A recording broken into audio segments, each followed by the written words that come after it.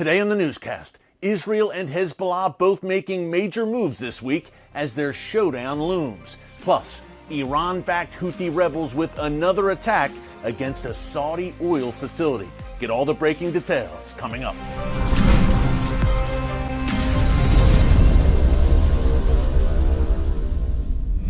Hey folks, Erick Stakelbeck here. Welcome to the Watchman Newscast. All eyes right now are on the escalating war of words between Russian President Vladimir Putin and Joe Biden. Now, earlier this week, Biden called Putin a killer, and Putin responded by saying it takes one to know one. Folks, who knows where this goes from here? In the meantime, though, as that was all unfolding, there was a very important meeting in the Russian capital of Moscow.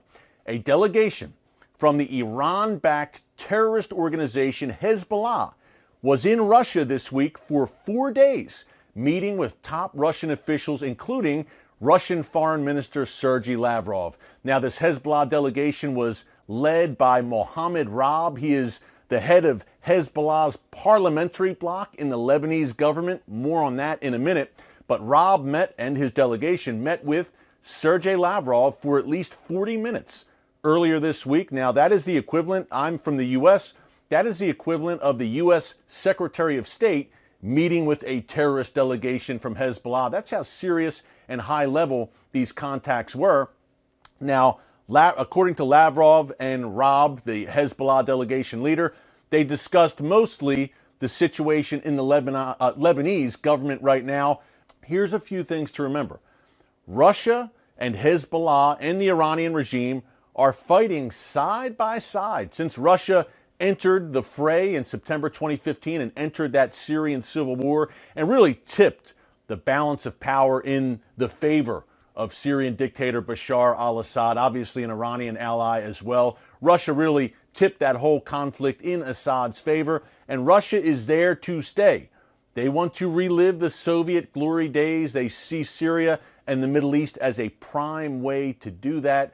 So fighting alongside Hezbollah and the Iranian regime on the battlefield, conceivably, or presumably, I should say, sharing intelligence, Hezbollah and Russian troops, and all sorts of cooperation there on many levels.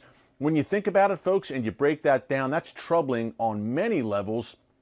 Number one, is this the first time in memory that a nuclear power, a nuclear powerhouse like Russia with a huge nuclear arsenal still, has openly aligned itself with a terrorist organization? Russia is openly aligning itself on the battlefields of Syria with Hezbollah, which is a specially designated terrorist organization, and with the Iranian regime. And regime officials and the Iranian Revolutionary Guards Corps are also terrorists to the core and have been designated as such, at least the Revolutionary Guards Corps have.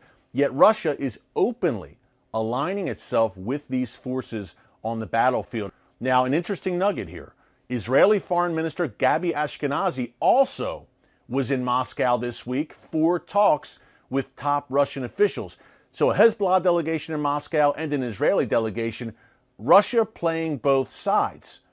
And if Israel says enough is enough, we have to eliminate this Hezbollah existential threat once and for all, and they go at it with Hezbollah and with the Iranian regime in a serious way, what does Russia do?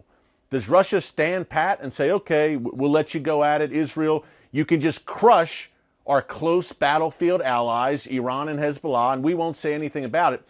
Folks, I find that hard to believe. I'm not saying Russia would intervene directly, but I think there would be great pressure on Israel applied by Russia. I think we have to be realistic about it. Russia has been very critical of Israel over the past few months about Israel's stance against Iran, the looming Iran threat, the Iran nuclear program.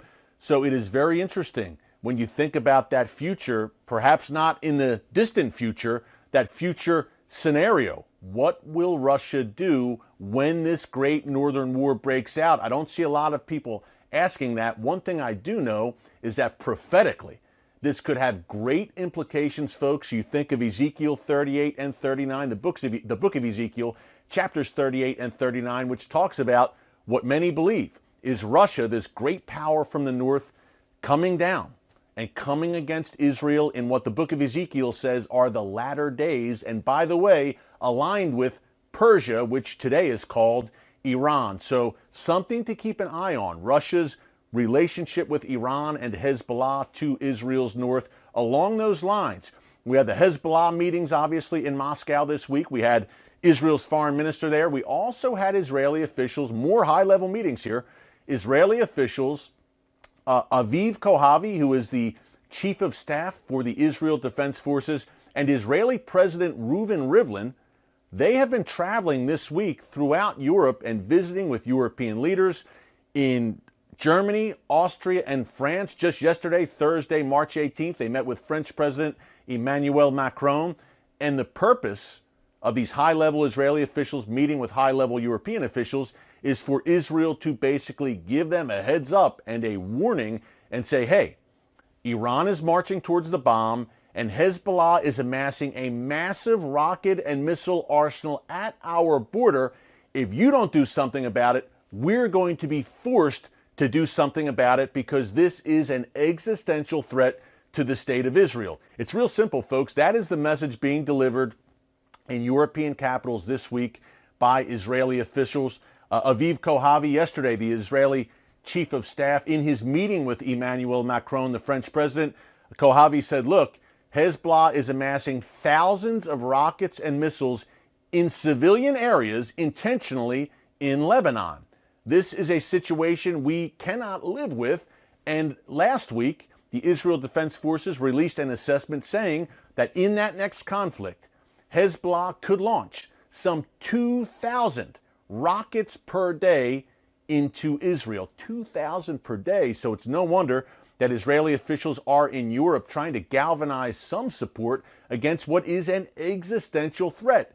The Iranian nuclear program and an Iranian bomb, and Hezbollah armed to the teeth with over 150,000 rockets and missiles, probably more, aimed at every inch of Israel. One major trigger, or perhaps the major trigger for that great northern war between Israel, Hezbollah, and the Iranian regime would be these precision-guided munitions. PGMs for short. Basically, if Hezbollah can get its hands on missiles that are precision guided, which can hit the mark, Israel considers that a major game changer. That's why Israel has been conducting military strikes against Iran and Hezbollah in Syria over the past few years, probably hundreds, if not thousands of strikes, particularly in many cases targeting these PGMs. If Hezbollah gets their hands on these precision-guided munitions, all bets are off. So that could very well be the trigger for the Great Northern War, and you can bet that Israeli officials are sharing that information with their European counterparts this week in Germany, Austria, and France. Hey, last thing to mention before we go, some breaking news here. It's Friday, March 19th, as I come to you. This morning, early this morning, Saudi officials reported that there was yet another drone strike against a Saudi oil facility. Now, this was an oil facility in the Saudi capital of Riyadh. Thankfully, according to the Saudis, there was not major damage, but the Iran-backed, surprise, surprise, the head of the snake, the Iranian regime, the Iran-backed Houthi rebels in Yemen once again were behind this attack. The Houthis claimed responsibility for it coming out of Yemen. They said they launched 6 attack drones against that Saudi oil facility in Riyadh. Folks, Saudi Arabia is literally under siege. When you think about it, this is practically every day that the Houthis, with Iranian backing and Iranian direction, are firing rockets, missiles, and sending attack drones against a host of targets in Saudi Arabia. It's an untenable situation in my view, so we are keeping a very close eye on that. Iran, again, operating through proxy, saying, hey, we didn't do it, but the Houthis will gladly claim responsibility for it. One last thing to mention why this matters to you. Well, if Saudi Arabia's oil facilities or a major Saudi oil facility is knocked offline for a considerable amount of time, you will feel it in your wallet no matter where you live because gas prices will soar, rest assured. Folks, I wish I had better news about what's going on in the world right now as we head into the weekend, but here's the good news. God Almighty still sits on the throne. He is sovereign over this entire situation. He sees what's going on. He will never leave or forsake you, and I believe he will not leave or forsake his land, the land of Israel. So be encouraged. God is moving. We did a story earlier this week on the newscast. You can check it out in our archives, Tuesday, March 16th, about the discovery of new fragments from the Dead Sea Scrolls. God is speaking to us today, right now, in 2021.